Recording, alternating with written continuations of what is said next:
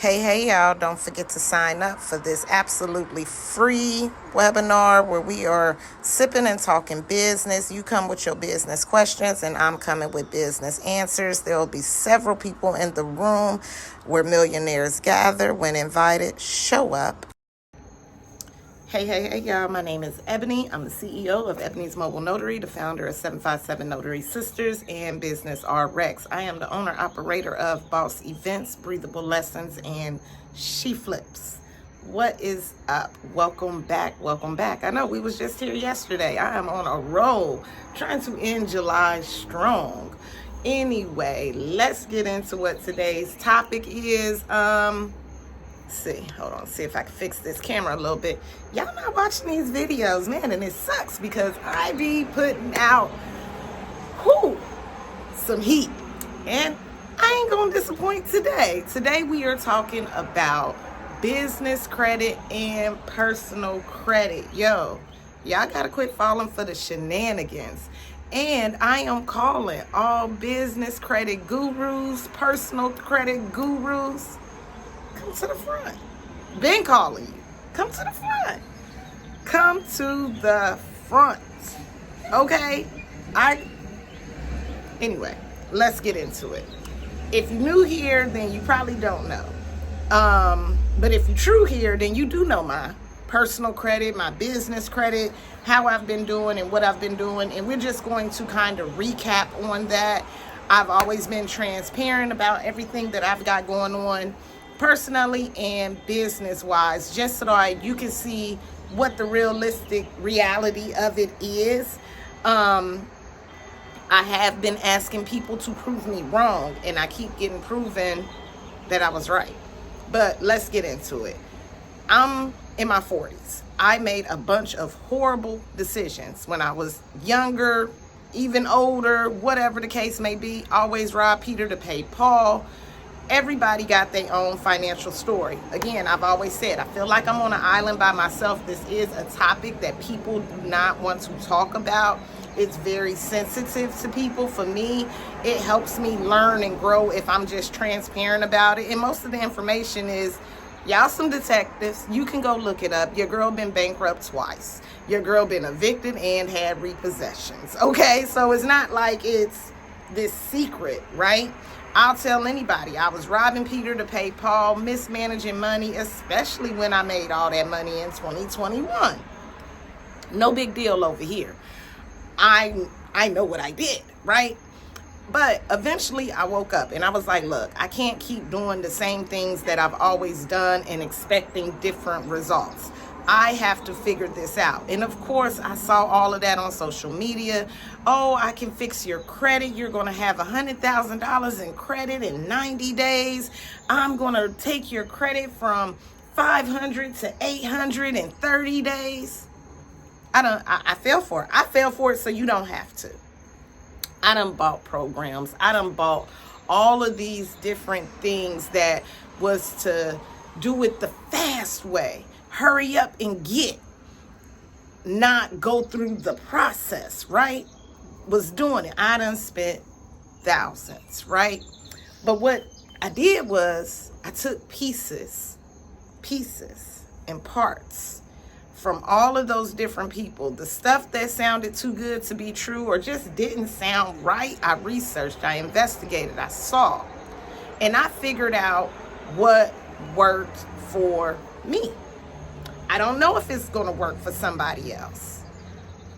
I would think that it would, because once I made it make sense, it just made sense. A lot of people are online and they're like, you don't have to pay off your debt. You use code 1234879 and it's off. It's illegal for you to pay a car payment, and it's illegal for them to have a repossession on your credit. I'm not a lawyer. I don't get into legalities. I know what's on my credit, and the repossessions that's on my credit was because I didn't pay the car payment. I took out a loan. In exchange, I was supposed to make a payment. I failed to do so. So therefore, they came and got their car. So when I owe you money, right? Thank you for selling the car and only owe you what was the remainder balance, right? At least that's how I ended up learning, because somebody told me, oh, I can get a repossession off your credit. No, Ally Financial came back and said, Miss Locke owes that debt. We gave her $23,000 in credit, and we gave a loan for her to get a car. She was supposed to repay back $32,000. She only paid back $17,000. We possessed the car. We sold it for $8,000. Miss Locke owes us $7,000. Period. Where was the lie in that? There wasn't. So therefore, I need to pay them back, in which I've done, in which I have done, right? So don't fall for the craziness. And maybe it's true. Like I said, if you one of these credit gurus and you trying to tell me you can get repossessions off, and trust me, I still got some stuff on my credit that I'm working on. Come on, come to the front. Come to the front. But I want to be able to use your name and say, hey, Janie Doe is of Janie's Credit Repair is the person who is working on my credit. This week we sat down and we did this, and this. And this is our goal. This is our timeline. And this is what should happen. And every 2 weeks you allow me to come back and go, Jane Doe did this. This is my this. And this is my this. Baby, let's get it. But y'all just be blocking me, or either y'all kick me out of your Facebook groups when I say something like what I said about my car, right? After I bought your ebook in your masterclass and I did what you told me to do, and okay. But needless to say, let's talk about what I did do. And of course, you know, you guys are going to have all the resources and the links. The first thing that I did do, which was true, I had to have a come to Jesus talk with myself, and tell me I have to stop doing the same things that I've always done and start and expecting different results. If you were spending money before you got it, if you were blowing your money, if you were spending your rent money at the bar instead of paying your rent, if you were spending your car payment money to pay the light bill because you robbing Peter to pay Paul, we got to figure out a solution to that first, right? How are we going to figure out that solution? So what I did, I wrote down all of my bills. How much did I owe? How much was past due? What's going to get cut off first? Those kind of things. And I had to have a reality session with myself to make sure, am I even bringing in enough money to be able to pay off debt? Am I even bringing in enough money for that? Then from there, once I figured out what my bills really look like in reality, what kind of financial income I was really bringing in, I was able to obtain my credit report. And baby, when I got my credit report, it had addresses up there from when I was a minor. I had about 32 addresses. Sometimes my name was spelled L-O-C-K. Sometimes it's spelled L-O-C-K-E. Sometimes it was spelled E-V-O-N-Y versus E-B-O-N-Y. All of that stuff. And of course, yes, from taking somebody's class guru, somebody said, get that stuff off your credit. And I was like, well, I don't know how. But then they told us. And again, all of that's free on YouTube. It's all going to be free in the resource that I have. You can call a number, you can mail a letter, but get that stuff off. And you want to have your name, your address, your right identification stuff on your credit. So again, that was step one. I had to get all that old and inaccurate information off of my credit report. Now, remember, we're dealing with 3 different bureaus, right? 3 different bureaus, and it took work. It wasn't a click and it was done. It took work. It took time. It took work. I had to do it, right? Then I had to sort out my debt. Hey, what debt meets the statute of limitations that I don't have to pay? And again, I didn't know about statute of limitations until I did take somebody's master class, but that was about all that I got, was that there was a statute of limitations on debt, right? And only on some debt, right? So I was able to figure that out. All right, whatever is here that's over 7 years old. What year was 7 years ago? Where are we starting from? So I did kind of reel it back because I started in January. So my 7 years, I was looking for things that were from 2013 and up. Then those are the things that I'm gonna pay. If it was anything from before then, and not even really 2013 because we're in 2024, so it would be 2015 and up. Those are the things that I know that I am still responsible for and I may need to handle, right? Which, thank you, Lord, it wasn't too much. I had more stuff that was statute of limitations was reached. It needed to be charged off. It was already charged off. It just needed to be removed from my credit. Again, how do you do that? You call, you send letters and things like that to get those things removed, right? So for me, I was doing more of a cleanup to my credit, but I did honestly have some debt. When I went on a cruise one time, I ran up a T-Mobile phone bill for to the tune of $1,500. They done sold that debt to somebody else. I want to say Jefferson Capital or whatever. And now Jefferson Capital, they're sending me stuff or whatever. And I'm like, where am I going to go with this? So for me, what worked for me, in which you do you, I know that I owe that debt. I ran up that phone bill. I did not pay that bill. I am willing to accept responsibility for what I did. But do I want to pay a $1,500 phone bill? No, not at all. Let me see if they'll settle for $700. I'll give you $350 now, and we can break down that other $350 over 6 months. Take it or leave it. Guess what they did? They took it. Boom. Paid. Is that the right way? Come on, credit guru. You tell me. But only thing I could say, credit score in January was in the 500s.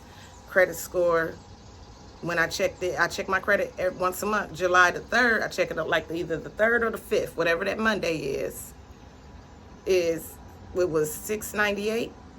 So I'm doing something, right? I'm doing something. But again, that wasn't overnight. We're talking about from January to July. January to July. And a lot of people are trying to look to fix that credit overnight, right? So again, got all of that stuff. So now I need to start establishing and rebuilding relationships in my credit, right? So one of the things that I got, again, and it's all there that I'm giving you, Kovo, Kickoff, Self, all three of them, right? Where I pay them $10 a month. They're doing this revolving credit, and it looks like I have a secured credit card, so to say, but I don't. And I'm just paying the $10 a month, and just so I have 3 different accounts that looks like I am making monthly on-time payments every single month, right? Then I went and got a Capital One secured credit card. Secured credit card, right? Secured is what I got. That means I put the money up there first. So on that one, I got it for $200. Then I also have a self-builder credit card for $200. 2 cards. Every week, I use one. I take my car or either my daughter's car to the gas station. I get gas, and then I wait 10 days and I pay it off, right? So now I have that $200 credit card. Then I got another $200 credit card. So on my other secured credit card, which is through Navy Federal, and it's for $250, I put my light bill on there. And I do $125 a month on that light bill. It automatically takes out $125, and I automatically just pay the card, right? And I pay it 10 days in advance. That's what is working for me. That's what's working for me. As far as my personal credit, y'all, I am still in the secured card area. I'm not even really looking to be on the unsecured card. There is not a something that I kind of need, where I need like all this big credit, so to say. Like, I'm glad that I am where I am, right? So that's on the personal side. Again, it takes work. I am at this thing almost every day, every other day. I'm doing something to make sure that I'm not running into any hiccups. I'm not running my credit unnecessarily. I'm not doing anything foolish, right? I'm trying to think what else. I got my notes here. So yeah, so that is, I talked about statute of limitations. Yep. Lingering, get stuff off your report. Yep. One name, one address. What debt do you honestly owe? And yeah, and then also you have to get into the habit of just paying your bills on time. You got to pay your bills on time. We got to get into that habit, and I get it. And you know that you want to use, have a low debt to income ratio. So I'm using less than 30% on these secured cards as well. And do not be out here just running your credit, even when they be like, oh, it's not going to affect it. Stop. Just be easy, right? It's not overnight. Yo, and it sucks because so many people have just glamorized this whole credit thing, like you just gonna be rich, and you gonna find yourself in debt. But all right, y'all, we done went 15 minutes about personal credit. I know y'all ain't still watching, so let's get into business credit. And that, come to the front.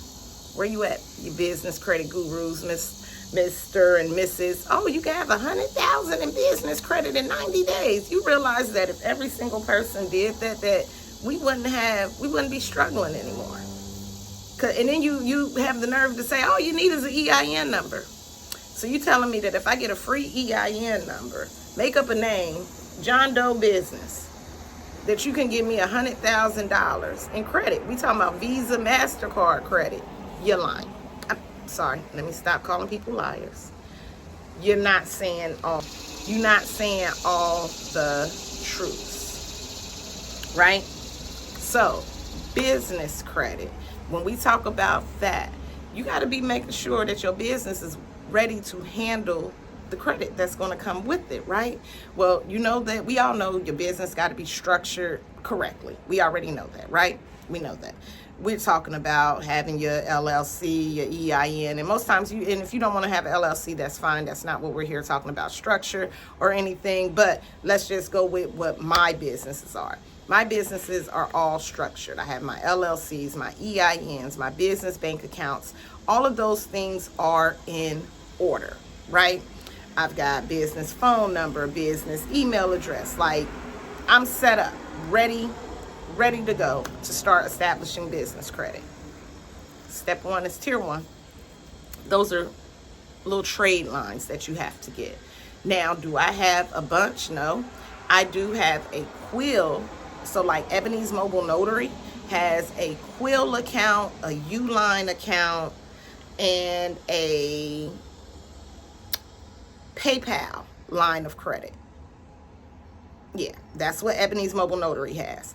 The PayPal line of credit I don't use. It used to be for $800. They dropped me down to like $400 because I don't use it, and which is fine. The interest rate is like massive.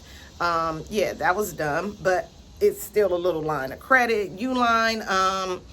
What I used to get my paper and stuff from not Uline, from Quill, but now I don't.